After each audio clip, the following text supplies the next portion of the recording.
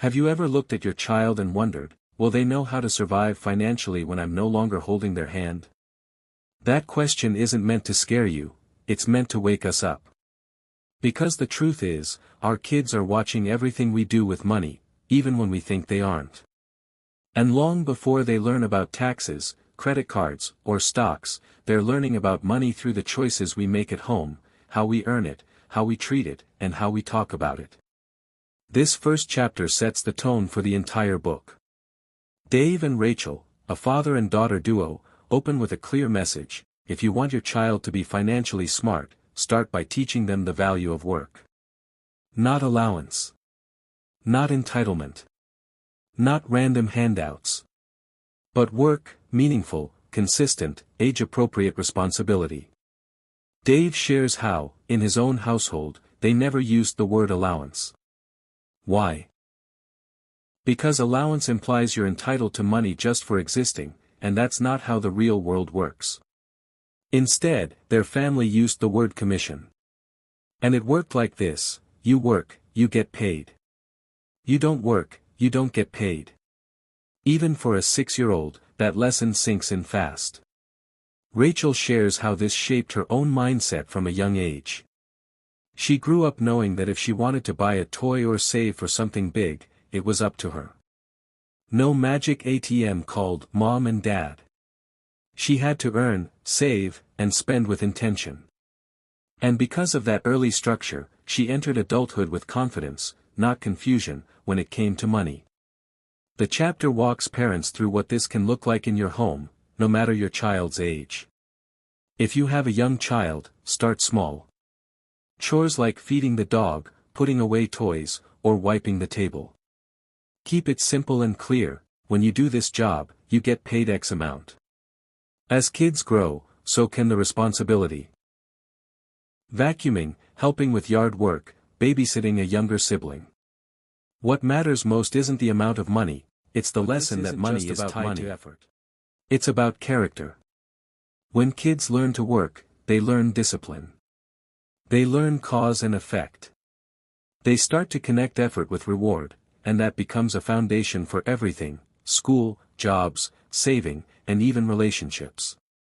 There's a story in the chapter where a parent asks Rachel, "How do I get my kids to understand the value of money?" Her answer is clear: get them working. Let them experience the dignity of doing a job well and getting paid for it. Then let them make decisions, and mistakes, with their earnings while they're young and the stakes are low. That's another key idea here. Letting kids mess up with money while they're still in your home is one of the best gifts you can give. If they blow their entire $5 commission on junk food, that's a lesson. If they forget to do their chores and don't get paid that week, another lesson. Over time, they start to think, if I want something, I need to work for it. That shift from expectation to ownership is what separates entitled kids from empowered ones. And this isn't about harsh rules or perfection. Dave and Rachel are big on grace. If a kid misses a chore, use it as a teachable moment. If they're struggling to stay consistent, talk through it. But don't rob them of the opportunity to feel the natural connection between work and money.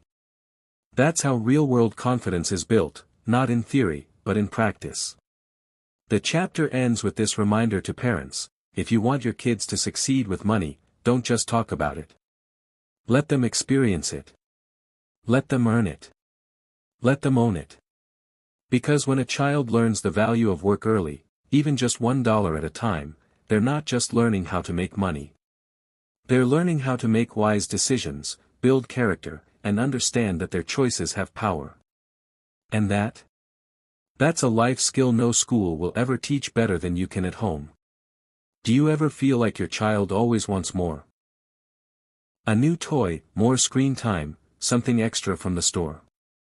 If so, you're not alone, and it's not because your child is greedy. It's because, just like adults, kids are constantly surrounded by messages that say, "You'll be happy if you just buy this." But here's the truth Dave and Rachel share in this chapter: if kids don't learn contentment early, they'll chase happiness through spending for the rest of their lives. The second major money lesson parents should teach: how to spend wisely and live with contentment. And that's not something your child is going to magically absorb. It has to be modeled and taught, over time, through real-life choices.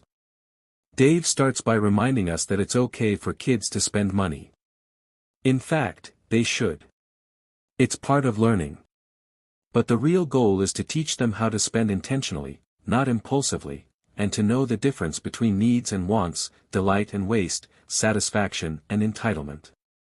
Rachel recalls how, as a child, she got excited every time she earned money from her chores. Her parents encouraged her to use 3 envelopes: spend, save, and give.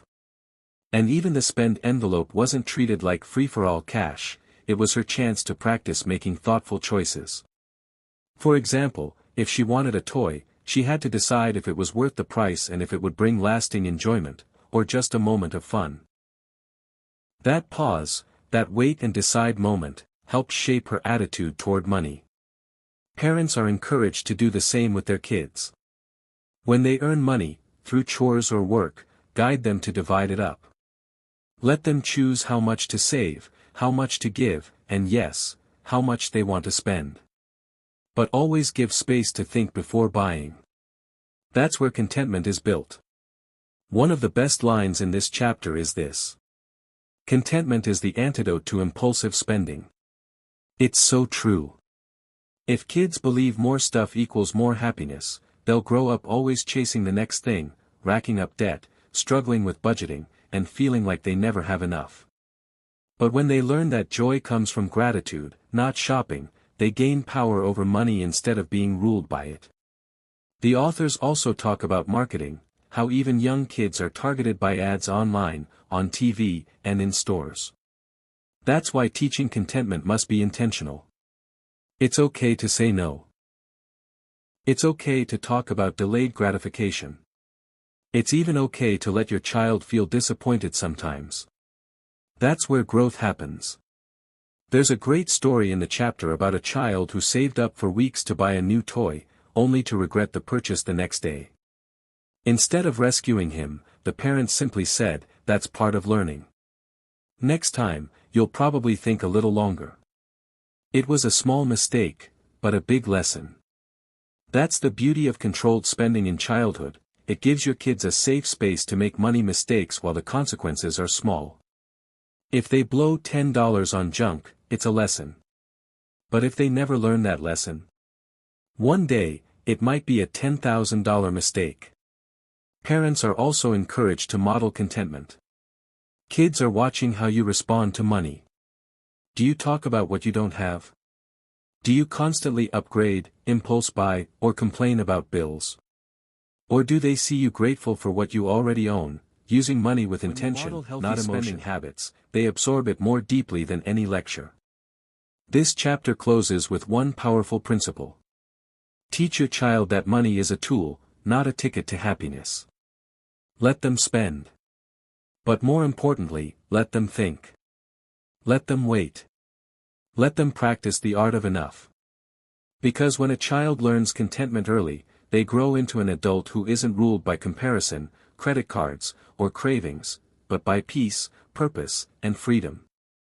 After learning how to work and spend, the next natural lesson is saving, and not just saving for the sake of it, but saving with purpose. Dave and Rachel make it clear that saving is about patience and vision. When kids learn to wait, to delay gratification, and to set goals, they build more than a financial habit, they build resilience and self-control.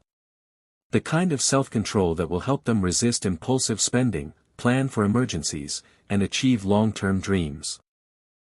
The authors suggest teaching saving with simple tools, like labeled envelopes or jars, one for short-term savings, like a new toy or game, and one for long-term dreams, like a bike or something they can't afford yet. This visual approach helps children see their progress and understand the reward of waiting.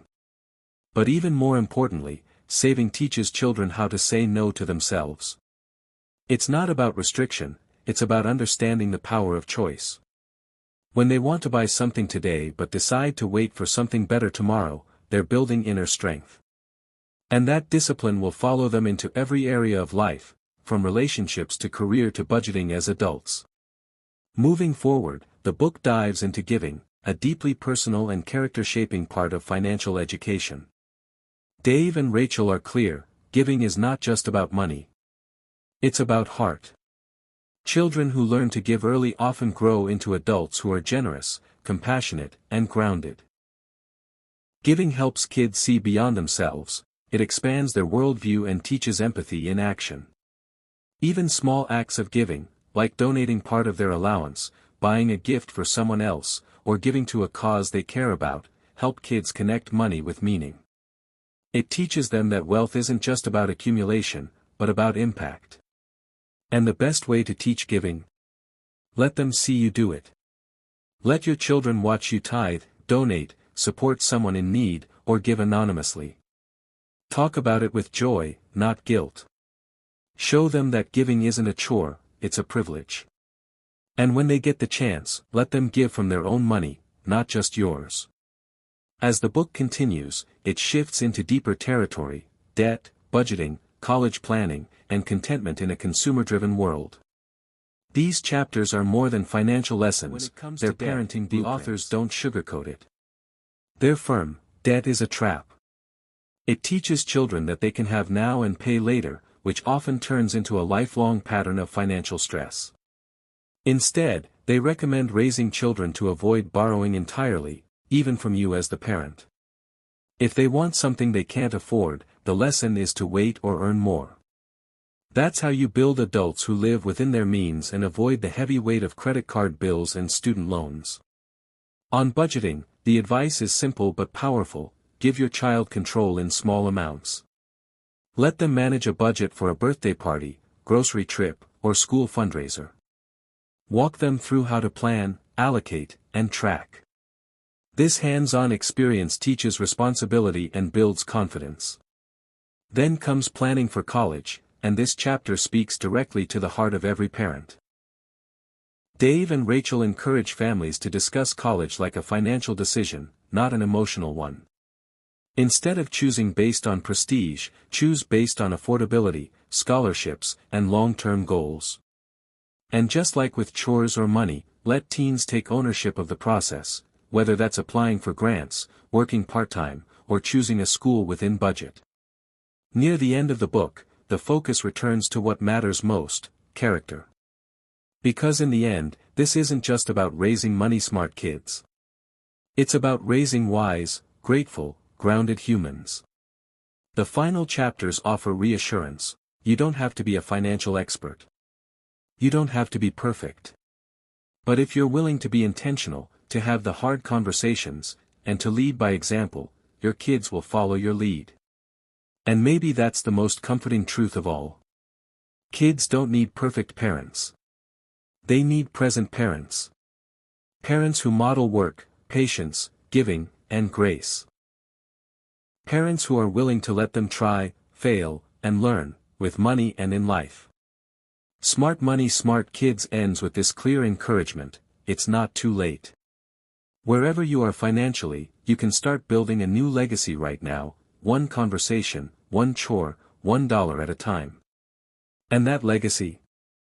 It's not just about bank accounts. It's about raising children who are prepared, not entitled. Who give, not just consume. And who understand that true wealth starts with wisdom.